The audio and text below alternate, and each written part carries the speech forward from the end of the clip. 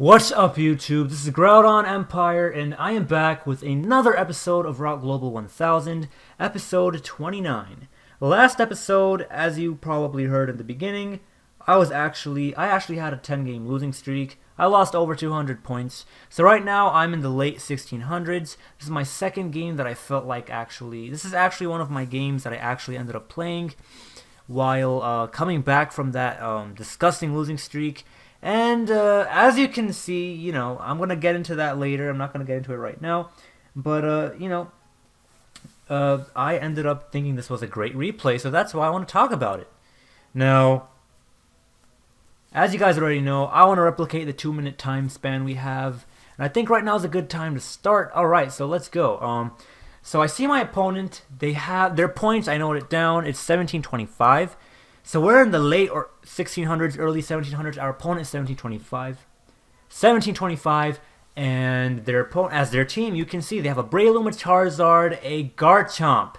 Basically, what that means is I need to bring my Stealth Rock lead. So I lead off with the Garchomp, my own Garchomp, with the Stealth Rock, and the rest of the opponent's team, you can clearly see that Blaziken, after Stealth Rock, can annihilate like two-thirds of the team. Gengar's gone, Porygon 2 is gone, Breloom is gone, and after Stealth Rock, Charizard is gone.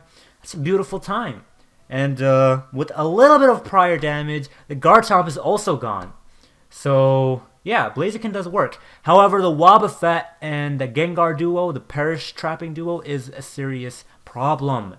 So for the last Pokemon, I feel like I might be able to use Azumarill, whether it's for quick offense and then dying, or for just setting up a belly drum, or just by being lucky. I just pick Azumarill as my last Pokemon because I feel like I have the best hope with that. And so that's what happens. And you'll see the team that I actually ended up picking at the end in, I guess, 10 more seconds. So that wasn't 2 minutes. Again, I try to replicate to the best of my ability the 2-minute analysis that I do beforehand about picking the Pokemon that I would pick. So we get a proper, genuine feel of the thought process behind picking the teams when you see the team and within the 2-minute time limit. Alright, so we see I pick Garchomp and I pick the Blaziken. And my last Pokemon was, in fact, the Azumarill. Now, I'll tell you one thing right now. When I saw the Wobbuffet and the Gengar, I was extremely nervous. I did not think I could actually end up doing anything in this game. So we'll see what happens, we'll see what happens. We start off with this Wobbuffet. We see the Wobbuffet. I do use the Stealth Rock first turn because I want rocks up no matter what. And he uses the Encore. Now, I'm in trouble because I can only use Stealth Rock, and he might, well, honestly, he's not going to stay in. He has no purpose to stay in, so he's going to switch out into something. Pretty sure it's going to be a Gengar. I don't see it being anything else other than a Gengar. And it's a Gengar, and it's going to be a Mega Gengar because, why else would you also have a Wobbuffet on your team? And right now, I don't know if my opponent is going to use Shadow Ball, Icy Wind, or if it's going to Mega Evolve and use Protect, or if it's going to Mega Evolve and use Perish Song, or Substitute, or what it's going to do. I don't know. Or Taunt. It might Mega Evolve and use Taunt, and then I'll struggle myself to death. So I don't know what's going to happen. And it uses Perish Song. So right now, because I know it's a Perish Song set, I go for the Belly Drum. Because Perish Song is Perish Song, Protect, either Disable or Substitute, and Shadow Ball. So I can go for a Belly Drum if he's a typical Perish Song set. And now I apologize. Now my opponent is in trouble. Because I'm at +6 and I can kill this Gengar. I can 2-hit KO the Wobbuffet. I can destroy any other Pokemon on my opponent's team. And I outspeed the Porygon 2, so I can superpower that. So I'm in fantastic shape right now. However, Azumarill will die in 2 turns, or I guess 1 turn. 2 turns. Whatever it is, it's gonna die before sweeping, so I can't sweep. However, I can definitely take down this threat. This threat is and it's down, and it's awesome. We are in fantastic position to win this entire game. Or at least that's what I'm thinking. Actually, no, seriously, I think we are in fantastic position to win. Because Blaziken can really put in work. I do bring in this guy because I want to put in some last minute work before I end up dying. So I basically my game plan right now is to end up damaging the Porygon 2 enough so that Flare Blitz can one-hit KO, because I do not want to play the high jump kick crash damage game that might end up happening between Gengar and Porygon 2. At least that is my plan, to end up weakening it enough so that Blaziken can come in and it doesn't need to use high jump kick. And I don't need to risk getting Thunder Wave, because it's most likely this thing is going to have the Thunder Wave, and that's the real issue. Otherwise, I can Swords Dance and Flare Blitz this thing.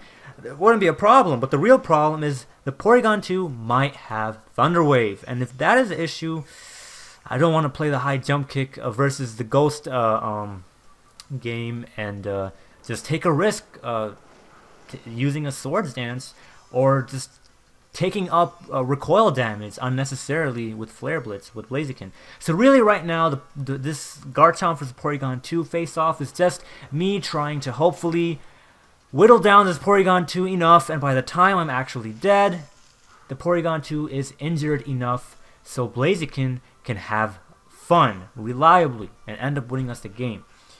So, as you know from the past couple of episodes, Porygon 2 vs Garchomp is always a long stare down if the Porygon 2 doesn't have anything to hit the Garchomp super effectively with. It's just a stare down until I eventually die. I eventually die to either Toxic or another move that the Porygon 2 might have that slowly whittles me down. And in this case, I died to Tri-Attack, and yeah, so I went down. Good thing I got paralyzed. I can outrage before dying. However, my opponent's Porygon 2 is not reduced enough in health. So right now I have to go for the high jump kick. But right now I actually use Protect to scout to see if my opponent has Thunder Wave. Because if my opponent has Thunder Wave, then I cannot Swords Dance. If the opponent does not have Thunder Wave, then I can Swords Dance. I see the Thunder Wave, that means I can't Swords Dance. I go for the high jump kick. Will my opponent stay or will my opponent withdraw? My opponent withdraws. So I'm going to take crash damage, unfortunately. And the next turn, you know, if my opponent can go into the Porygon 2 and get, what's it called? They can get the Flare Blitz recoil really going high up and whatnot. But I don't know. I don't think that would have been my opponent's best move. Regardless, I go for the Flare Blitz because I just don't want to take risks doing anything at this point. You know what I'm saying? And that's exactly what I do. I use the Flare Blitz, and now I'm in great position to actually win the game. If high jump kick lands. And it has 90% accuracy, so we're going to have to see what happens. We'll see what happens. I'm hoping that the high jump kick lands, and it does land, and so that means we win. So that's absolutely beautiful. We end up coming out with the W for this game. What do you guys think about this game? I really want to know your guys' opinions on this game. When I saw my opponent's team, as much work that Blaziken can do, I was fearful of that Gengar. I really, really, really was. But I did end up bringing the Azumarill because if it was the typical Perish Song set that it looked like it was because of the Wobbuffet, I could just, you know, do what I ended up doing in the game and belly drumming and having fun.